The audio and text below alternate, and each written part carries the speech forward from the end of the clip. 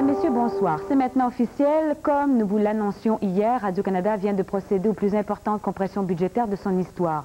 Des coupures de 108 millions de dollars qui nécessiteront 1100 mises à pied et la fermeture de 11 stations locales. À moins que la situation ne s'améliore. Peu après-midi, le président de Radio-Canada s'est adressé par circuit fermé aux 11 000 employés de la société d'État pour leur annoncer la mauvaise nouvelle. Nous sommes arrivés à ces décisions à contre-cœur et avec énormément de regrets. Ici, la station française de Toronto, comme 10 autres au pays, va disparaître. Il ne restera plus qu'un bureau de nouvelles. Le bulletin sera produit à partir d'Ottawa. Nous n'avons aucun contrôle sur ces éléments du problème. Dans le détail, les stations de Goose Bay, Matane et la station locale anglaise de Toronto sont fermées.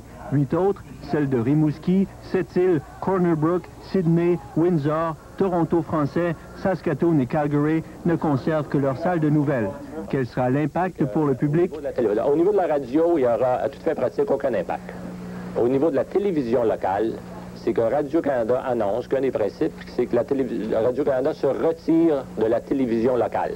Donc, réduction de la production en région, fusion des bulletins de nouvelles, prenant effet immédiatement.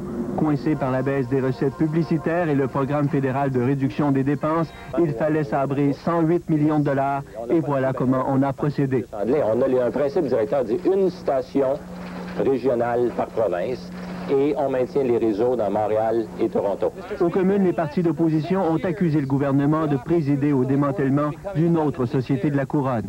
Via Rail, Canada Post, Petro-Canada and now CBC. Ce à quoi les conservateurs ont applaudi. Le ministre Masse s'est limité, quant à lui, à déplorer la situation économique difficile qui amène ces coupures. Et ce sont des problèmes auxquels font face toutes les sociétés de télévision au Canada. Mais pour les libéraux, ce n'est pas qu'une question d'argent. Nous n'accepterons jamais cette attaque contre l'unité nationale. Ces compressions vont résulter au cours des 2 prochains mois en un jeu de chaises musicales des employés en fonction de leur ancienneté. Les mises à pied, elles, surviendront le 1er avril prochain. Et on sait déjà qu'en 1991, il faudra couper un autre 50 millions de dollars. Guy Gendron à Ottawa. Et au Québec, les grands perdants à la suite de toutes ces coupures à Radio-Canada sont les résidents du Bas-Saint-Laurent, de la Gaspésie et de la Côte-Nord.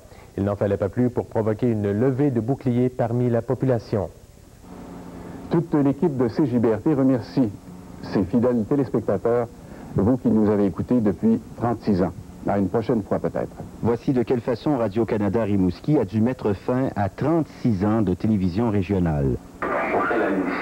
Pour la centaine d'employés qui écoutaient sans trop y croire le discours de leur grand patron, c'est la consternation.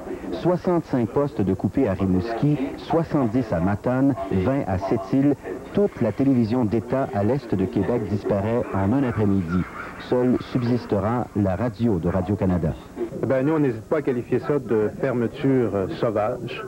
Il n'y a pas d'autre mot pour qualifier une telle situation. On ne comprend pas ce qui nous arrive. Je suis sidéré. C'est une tragédie pour Rimouski et toute la région.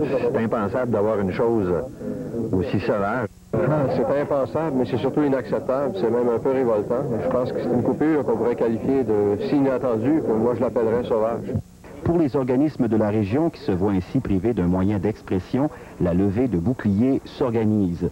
D'autant plus que ces compressions budgétaires dans l'Est du Québec s'élèvent à 4 800 000 $, 4 millions de moins pour l'économie de la région.